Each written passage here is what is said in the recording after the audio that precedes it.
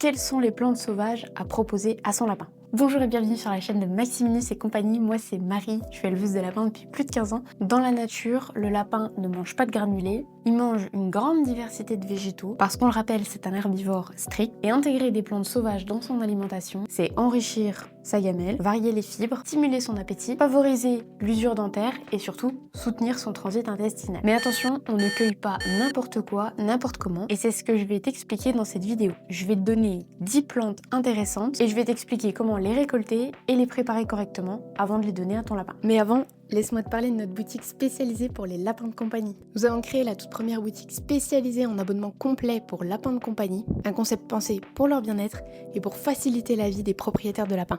Chaque mois, tu reçois exactement ce qu'il faut pour ton lapin, selon sa taille et ses habitudes. Du foin local, de la laitière super absorbante, des granulés sans céréales, des friandises naturelles, tout est 100% naturel, enfin adapté et livré directement chez toi. Donc fini la galère d'aller en animalerie et de payer trop cher pour une mauvaise qualité. Et surtout, tu seras plus jamais seul parce que l'abonnement te donne accès à notre communauté privée, Le Terrier, où tu peux poser toutes tes questions et j'y réponds en tant qu'éleveuse passionnée de lapins depuis plus de 15 ans. L'abonnement est modulable et surtout sans engagement, alors n'attends plus pour tester. Avec le lien en description et le code Maximinus2, un jouet et un livret te seront envoyés à ta première livraison. Allez, on retourne à la vidéo, bon visionnage. La première plante intéressante que tu peux trouver très facilement, c'est le pissenlit. Tu peux donner les feuilles, les fleurs, les tiges et même les racines si tu les rinces correctement. C'est une plante qui est riche en fibres, très appétante, qui a des propriétés légèrement drainantes. Elle est très appréciée des lapins, mais par contre il ne faut pas en donner en trop grande quantité parce qu'elle a tendance à être un petit peu riche en calcium. La deuxième plante qui pour moi est la meilleure de toutes à distribuer à son lapin, c'est le plantain. Il existe deux principales variétés, le plantain lancéolé et le plantain majeur, qui ont deux formes différentes, mais qui ont les mêmes propriétés. C'est une excellente plante pour la digestion, elle est très riche en fibres, elle est bonne pour le transit, et elle est très souvent bien tolérée, même pour les lapins qui sont un petit peu sensibles. Donc elle peut être distribuée en fraîche ou en version séchée si ton lapin n'a pas encore l'habitude. La troisième plante que tu peux distribuer à ton lapin, c'est le trèfle. Le trèfle est à donner là aussi avec modération parce qu'il a tendance à être un petit peu riche en calcium, donc il faut éviter pour les lapins qui ont des calculs urinaires ou une sensibilité au calcium. C'est intéressant en complément dans la gamelle, pas comme base unique. L'ortie, c'est une plante qui est très nutritive, qui est très appréciée par les lapins, donc qui est très intéressante parce qu'elle est riche en minéraux. On peut la donner fraîche, mais il faut la laisser flétrir un petit peu, c'est-à-dire qu'on la ramasse quand elle est jeune, on la pose sur un endroit un petit peu ensoleillé qui lui permet du coup d'être flétrie, de ne plus piquer, et ensuite on peut la distribuer au lapin. On peut la donner aussi en version sèche, c'est un petit peu plus difficile à trouver, mais vous pouvez tout à fait faire sécher vous-même et distribuer à votre lapin. Précise que ça ne pique plus une fois qu'elle est fanée ou complètement sèche. Le mouron blanc, c'est une plante intéressante à distribuer aussi. Elle est tendre, elle est très appréciée par les lapins. Ça permet de donner une bonne diversité végétale. Petite précision très importante que je rajoute en off au sujet du mouron. Le mouron blanc ou mouron des oiseaux est le seul à distribuer. Le mouron bleu ou le mouron rouge sont deux hautement toxiques pour le lapin. Prudence, si tu as un doute, ne ramasse pas cette plante pour la donner à ton lapin. La ronce, enfin surtout les feuilles, sont très intéressantes parce qu'elles permettent une bonne usure dentaire. C'est une plante qui est assez dure, donc ça permet de bien user les dents du lapin. Elle a une bonne teneur en fibres, donc elle peut être distribuée fraîche ou séchée. Le framboisier, c'est un petit peu comme la ronce, vous pouvez distribuer les feuilles. C'est plutôt sucré, donc c'est très apprécié par les lapins et c'est intéressant pour la digestion. Ensuite, vous allez retrouver le bouleau où vous pouvez distribuer les feuilles et les branches. On va retrouver également l'achillée millefeuille. C'est une plante aromatique sauvage qui est intéressante, mais elle est à distribuer en petite quantité. Et enfin, on retrouve la luzerne sauvage.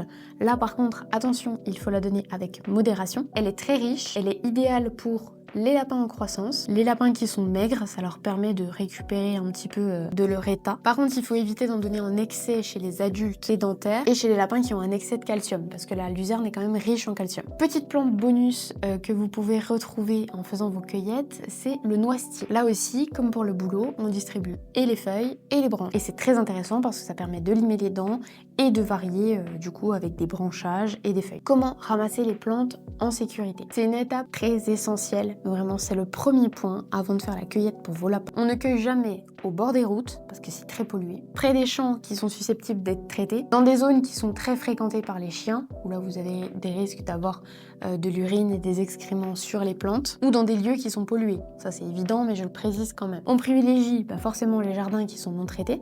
Si vous avez des voisins par exemple qui ont des vergers avec des arbres, etc., vous pouvez leur demander. Les prairies qui sont plutôt éloignées des routes, ça évite d'avoir les gaz d'échappement et d'autres résidus sur les plantes. Et des zones naturelles propres, mais attention, dans ces zones naturelles-là, il faut que ce soit des zones autorisées pour la cueillette. Le but n'est pas de détruire la faune sauvage, donc on fait attention là où on ramasse ce qu'on veut pour notre lapin. Point essentiel également, il faut identifier toujours avec certitude la plante que tu vas ramasser. Si tu as un doute sur la plante, tu ne la donnes pas. Parce qu'il y a des plantes toxiques qui ressemblent à des plantes que l'on peut distribuer, et là, ça peut être fatal pour ton lapin. Comment les laver et pourquoi c'est important? Oui, il faut laver les plantes que tu ramasses à l'extérieur, même si c'est dans des zones qui ne sont pas polluées, pas traitées, c'est important.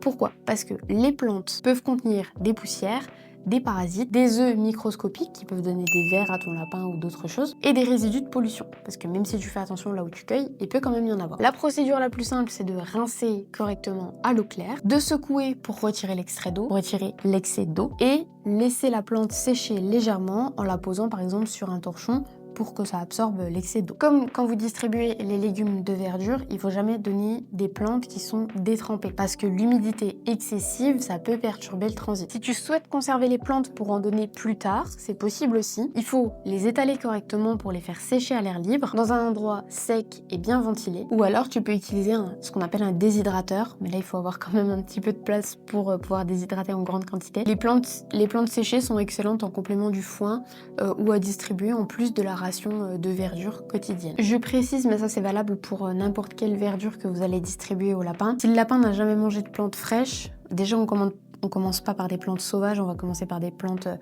comme du céleri, de la mâche, voilà. Des plantes qui sont accessibles et qui sont saines, entre guillemets, et fiables. On fait une introduction progressive, en petite quantité au départ.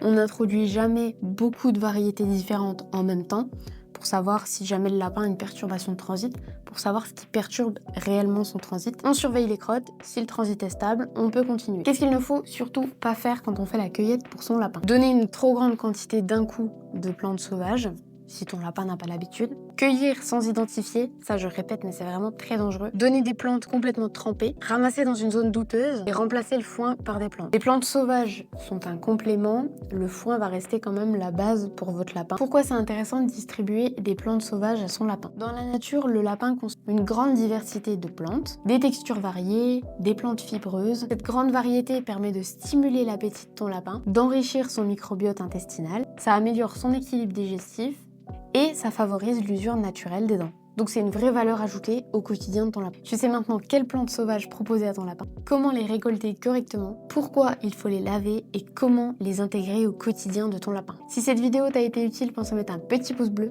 à t'abonner et à activer la cloche pour ne rien manquer des prochaines vidéos. Dis-moi en commentaire si tu ramasses toi-même tes plantes ou si tu les achètes déjà sèches. Et si tu veux aller plus loin dans le bien-être de ton lapin, j'ai créé ma boutique spécialisée Maximinus et compagnie où j'y propose des abonnements complets avec du foin de qualité, des granulés sans céréales, de la litière absorbante, des friandises naturelles pensées pour respecter leurs besoins, leur digestion et leur équilibre. Avec le lien en description et le code Maximinus2, tu recevras 2 cadeaux à ta première livraison d'abonnement. Merci d'avoir regardé, prends soin de ton lapin et à bientôt pour une prochaine vidéo.